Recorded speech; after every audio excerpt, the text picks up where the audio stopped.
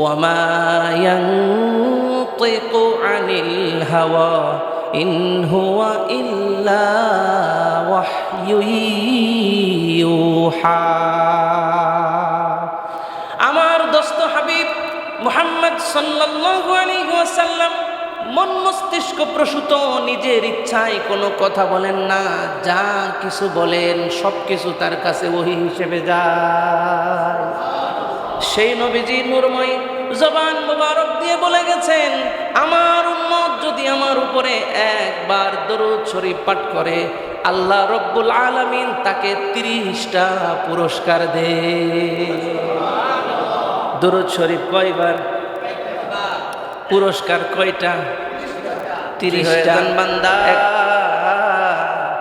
তুমি তামাম পৃথিবীর কিছু চিনো আর না চিনো, আমি রবকে চিনে আমার দোস্তের জন্য আমার কাছে দরখাস্ত করতেছো দুয়ার রহমতের। এজন্য আমি আল্লাহ দোস্তের উপরে এত খুশি, তুমি দুয়ার কারণে দোস্তের ইজ্জতে 30টা পুরস্কার দিয়ে দিলা। কেউ যদি মনে করে তামাম পৃথিবীর রহমতের দুয়ারগুলো আমার জন্য বন্ধ হয়ে গেছে, পৃথিবীটা সংকীর্ণ হয়ে গেছে, অশান্তির ঘরে আবদ্ধ হয়ে গেছি, কোনো দিকে শান্তি নাই, ঘুম নাই, প্রশান্তি নাই, সে ব্যক্তি যদি সালাতের সাথে ইস্তেগফারের সাথে দরুদ শরীফ পড়া শুরু করে, আমার আল্লাহ আরশে আজিম থেকে তার কলবে সাকিনা নাজিল করবে। দরুদ হলো উম্মতের দিলকে জিন্দা করে। দরুদ শরীফ হলো এমন আল্লাহ এবং তার হাবিবের সাথে মুহাব্বতের কানেকশন বাড়ায় দেয়। ওয়াইফাইয়ের সাথে মোবাইল স্মার্টফোনকে কানেকশন করতে হলে যেমন একটা পাসওয়ার্ড লাগে, মিষ্টি দেখা যায় কিন্তু মিষ্টির স্বাদ, কথা বলেন না, দেখা যায় না। মিষ্টি যখন খাওয়া হয় তখন মিষ্টির স্বাদ অনুভব হয়, ঠিক কিনা বলেন? বাতাস দেখা যায় না, অনুভব করা যায়, দুইটা ভিন্ন জিনিস।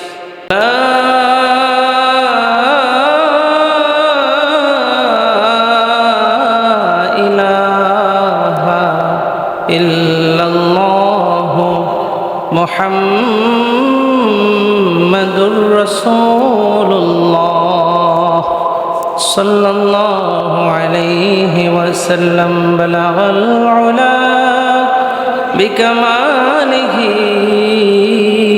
কাশাফাদ দুজা বিজামালিহি হাসানাত জামিউ খিসালিহি সাল্লু আলাইহি ওয়া আলিহি। মুআজ্জাজ মুহতারাম, সম্মানিত মুসল্লিয়ান ইকরাম, আজকে পবিত্র সফর মাসের শেষ জুমাবারে আল্লাহ আমাদেরকে মসজিদে আসার তৌফিক দিয়েছে, এজন্য শুকরিয়া আদায় করে পড়ি আলহামদুলিল্লাহ। অসংখ্য অগণিত দরুদ আর সালাম আল্লাহ তার সেই পেয়ারা হাবিবের উপরে অবতীর্ণ করুক, যে নবীজি সাল্লাল্লাহু আলাইহি ওয়াসাল্লাম ইন্তেকালের পূর্বে জীবনের শেষ পূর্ণ মাস পান এই সফর মাস। এরপরে রবিউল আউয়ালে দুনিয়া থেকে বিদায় গ্রহণ করে। এই সফর মাসের শেষ বুধবারকে বলা হয় আখেরি চাহার সোমবার, অর্থাৎ শেষ বুধবার। এই শেষ বুধবারে আল্লাহর হাবিব মুহাম্মাদুর রাসূলুল্লাহ সাল্লাল্লাহু আলাইহি ওয়াসাল্লাম তিনি যে জ্বর হয়েছিল, অসুস্থ হয়েছিলেন, এই শেষ বুধবারে একটু সুস্থতা ফিরে পান। সাহাবায়ে কেরাম খুশিতে কেউ নফল পড়েন, কেউ সদকা করেন, এত খুশি হয়েছেন নবীজি সাল্লাল্লাহু আলাইহি ওয়াসাল্লাম একটু সুস্থ হয়েছেন। এজন্য আমাদের উচিত সফর মাসের শেষ বুধবারে আল্লাহর হাবিবের জন্য দোয়া করা, দরুদ সালাম বেশি পড়া, আর সদকা করা, নফল ইবাদত বেশি বেশি করা। কারণ নবীজি সাল্লাল্লাহু আলাইহি সাল্লাম বলেছেন, ওয়াফাতি খায়রুল লাকুম তু'রাজু আলাইয়া আমালাকুম, আমার ইন্তেকালটা তোমাদের জন্য কল্যাণকর। কারণ আমি রাসূল সাল্লাল্লাহু আলাইহি সাল্লাম যখন পর্দা করব, কবরে চলে যাব, তো তখন তোমাদের আমলগুলো আমার কাছে পেশ করা হবে। এই দুনিয়ায় যত উম্মত আছে সব উম্মতের আমলগুলো নবীজির কাছে পেশ করা হয় রওজায়ে থারে। দিনের আমল, রাতের আমল, সপ্তাহের আমল, বছরের আমল পেশ করা হলে নবীজি বলেন, আমি যখন তোমাদের নেক আমলগুলো দেখব, খুশিতে তোমাদের জন্য দোয়া করব।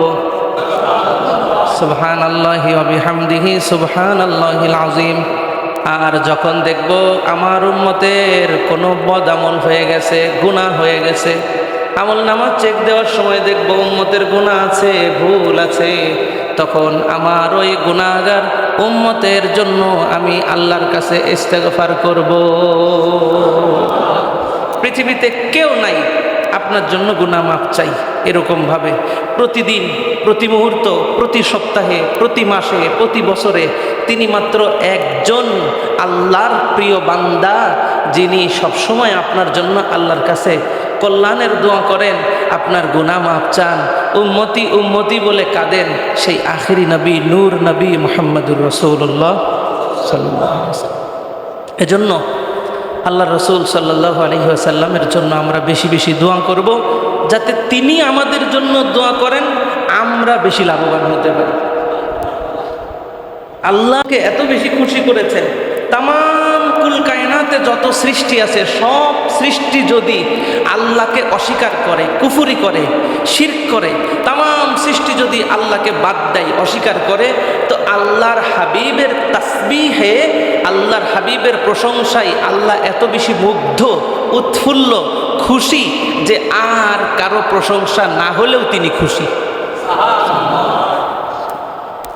এজন্য পৃথিবীর মানুষ যখন কোনো দরুদ সালামের অনুষ্ঠানে দরুদ সালাম পাঠ করে, যে কোনো প্রান্ত থেকে এই নবীজি সাল্লাল্লাহু আলাইহি ওয়াসাল্লামের উপর দরুদ শরীফ পড়ে, আমার আল্লাহ রব্বুল আলামিনের কথা ছাড়া নবীজি সাল্লাল্লাহু আলাইহি ওয়াসাল্লাম একটা কথাও উম্মতকে বলে যান নাই।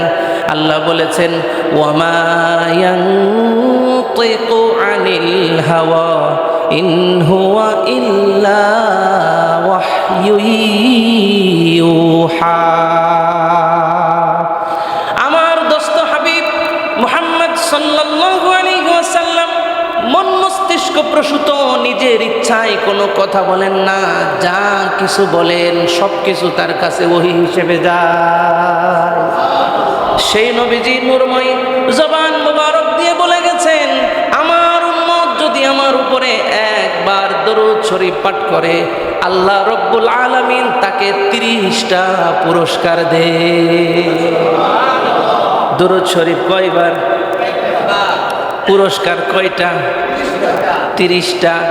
1 নম্বরে 10টা গুনাহ আল্লাহ মাফ করে দেন, এরপরে 10টা নেকি দেন, আর 10টা মর্যাদা আল্লাহ বাড়ায়া দেন। এই জন্য দুরুদওয়ালাদের জবান আল্লাহর কাছে অনেক প্রিয়। দরুদ শরীফ পড়লে এত বেশি খুশি হন মালিক, তার কারণ হলো দুরুদের মধ্যে দোয়া করে বান্দা। দোয়া করে কে বলেন? বান্দা দোয়া করে। কার কাছে দোয়া করে? আল্লাহর কাছে। কার জন্য? আল্লাহর দোস্তের জন্য। দোস্ত কার? আল্লাহর। তো আল্লাহ খুশি হয়ে যান, বান্দা তুমি তামাম পৃথিবীর কিছু চিনো আর না চিনো, আমি রবকে চিনে আমার দোস্তের জন্য আমার কাছে দরখাস্ত করতেছো দুয়ার রহমতের। এজন্য আমি আল্লাহ দোস্তের উপরে এত খুশি, তুমি দুয়ার কারণে দোস্তের ইজ্জতে 30টা পুরস্কার দিয়ে দিলা। কেউ যদি চায় আল্লাহকে হাত করার জন্য, গুনাহকে মাফ করার জন্য, তার জন্য প্রথম কাজ হলো বেশি বেশি ইস্তেগফার করবে, আর দ্বিতীয় কাজ হলো বেশি বেশি দরুদ সালাম পড়বে। কেউ যদি মনে করে তামাম পৃথিবীর রহমতের দুয়ারগুলো আমার জন্য বন্ধ হয়ে গেছে, পৃথিবীটা সংকীর্ণ হয়ে গেছে, অশান্তির ঘরে আবদ্ধ হয়ে গেছি, কোনো দিকে শান্তি নাই, ঘুম নাই, প্রশান্তি নাই। সে ব্যক্তি যদি সালাতের সাথে ইস্তেগফারের সাথে দরুদ শরীফ পড়া শুরু করে, আমার আল্লাহ আরশে আজিম থেকে তার কলবে সাকিনা নাজিল করবে। দরুদ হলো উম্মতের দিলকে জিন্দা করে। দরুদ শরীফ হলো এমন আল্লাহ এবং তার হাবিবের সাথে মুহাব্বতের কানেকশন বাড়ায় দেয়। ওয়াইফাইয়ের সাথে মোবাইল স্মার্টফোনকে কানেকশন করতে হলে যেমন একটা পাসওয়ার্ড লাগে, আল্লাহর হাবিবের সাথে মুহাব্বত করতে হলে বেশি বেশি পাসওয়ার্ড হলো বেশি বেশি দরুদ শরীফ পড়বে। যে ব্যক্তি বেশি বেশি নবীজির উপর দরুদ শরীফ পড়বে, ওই ব্যক্তিকে দরুদ বহনকারী ফেরেশতারা চিনবে। সুবহানাল্লাহ।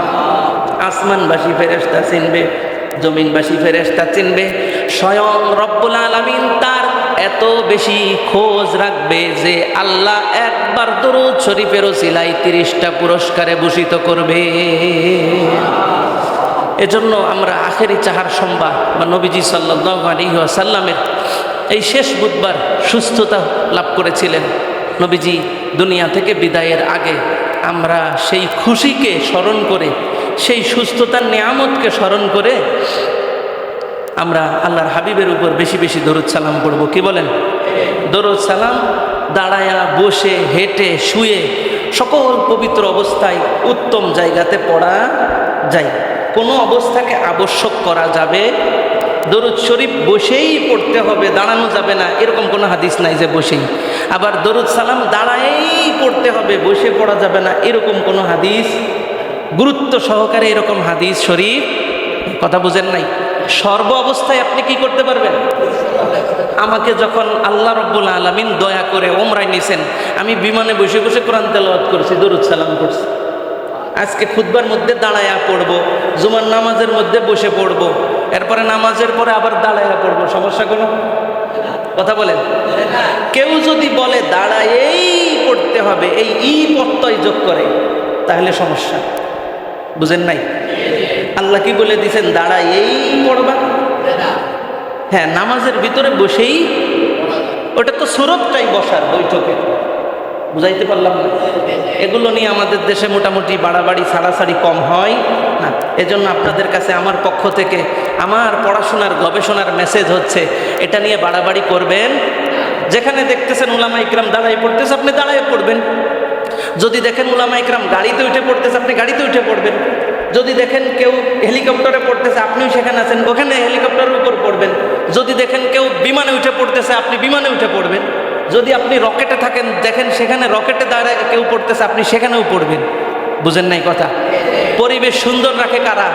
মুমিনরা। কথা বলেন না? 3 জন দাঁড়াইলো আর 5 জন বসলো, এটা কি সুন্দর দেখা যায়? না।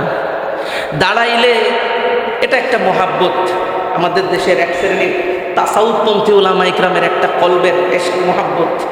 মিষ্টি দেখা যায়, কিন্তু মিষ্টির স্বাদ, কথা বলেন না, দেখা যায় না। মিষ্টি যখন খাওয়া হয় তখন মিষ্টির স্বাদ অনুভব হয়, ঠিক কিনা বলেন? বাতাস দেখা যায় না, অনুভব করা যায়, দুইটা ভিন্ন জিনিস। কথা বলেন। শরীয়ত পড়া যায়, শরীয়ত দেখা যায়, শরীয়তের উপর আমল করা যায়। সুন্নতের উপর আমল করতে করতে করতে করতে দিলের মধ্যে যেটা নবীজি এবং আল্লাহর ইশকের মোহাব্বতের জোশ আসে, ওইটার নাম হলো ইলমে মারেফা। সুবহানাল্লাহ পড়বেন না? কোন ব্যক্তি যদি শরীয়তের উপর আমল করতে থাকে, সুন্নতের উপর আমল করতে করতে করতে করতে তার অবস্থাটা এমন হয়ে যায়, দিলের মধ্যে আল্লাহ এবং রসুলের মারেফাত হাসিল হয়ে যায়। এজন্য শরীয়ত কোরআন সুন্নাহ থেকে শিখতে হবে, মারেফাত কোরআন সুন্নাহ থেকে শিখতে হবে। শুধু লাল শালু বেঁধে, দাড়ি লম্বা করে আর চুল লম্বা করে, ভিন্ন ধরনের পোশাক পরে পাগলের মতো মারেফাতের দাবি করলে হবে না। কারণ আল্লাহর রসুল পাগল ছিলেন না, ঠিক কিনা বলেন? পৃথিবীতে আল্লাহর ব্যাপারে নবীজির থেকে বেশি কেউ জানে না। আল্লাহর ইশক নবীজি সাল্লাল্লাহু আলাইহি ওয়াসাল্লামের কলব মোবারক থেকে অন্য কারো কলবে বেশি ছিল না, ঠিক কিনা বলেন? আল্লাহ রাব্বুল আলামিন বহু মানুষকে জান্নাত দেখাইছেন, জাহান্নাম দেখাই স্বপ্ন যোগে কিন্তু আল্লাহ তার হাবিবকে এত বেশি ভালোবাসেন, মেরাজে আল্লাহ তার হাবিবকে নিয়ে সরাসরি জান্নাত জাহান্নাম আরশ ভ্রমণ করিয়েছে। এজন্য আল্লাহর হাবিবের সুন্নতের উপর আমল করতে হবে। সুন্নতের পাবন্দি করতে করতে উম্মতের অবস্থা যখন এমন হবে প্রত্যেকটা সুন্নত পুঙ্খানুপুঙ্খ আমল করতেছে, তখন আরশের মালিক আল্লাহ স্বয়ং তার দিলের মধ্যে ইলমে মারিফাতের নূর ঢেলে দিবে। শরীয়ত ছাড়া মারিফাত হয় না, মারিফাত ছাড়া শরীয়ত পূর্ণ হয় না, ঠিক কিনা বলেন? দুইটাই লাগে। দুইটা যখন দিলের মাঝে একত্রিত হয় তখন ওই দিলটা নামাজ ছেড়ে দিতে পারে না, ওই দিলটা সুস্থ মস্তিষ্কে নামাজ কাজা করতে পারে না, শরীয়তের কোনো বিষয় ছেড়ে দিতে পারে না। ওই ব্যক্তির অবস্থা এমন হয় না গাঁজা খায়, মদ খায়, বিড়ি সিগারেট খায়, ওই ব্যক্তি তো সদা সর্বদা জবান দিয়ে জিকির করে আল্লাহর জিকির যার জবানে জারি হয় জবান পবিত্র হয়ে যায়, যার কলবে জারি হয় তার কলবটা আল্লাহওয়ালা কলব হয়ে যায়। এই জমিন থেকে অনেক সময় ঘুমে স্বপ্নে আল্লাহর জান্নাতও দেখতে পায়। আল্লাহর হাবিব সাল্লাল্লাহু আলাইহি ওয়াসাল্লামের সুন্নতের উপর আমাদেরকে আমল করতে হবে, কি বলেন ঠিক কিনা?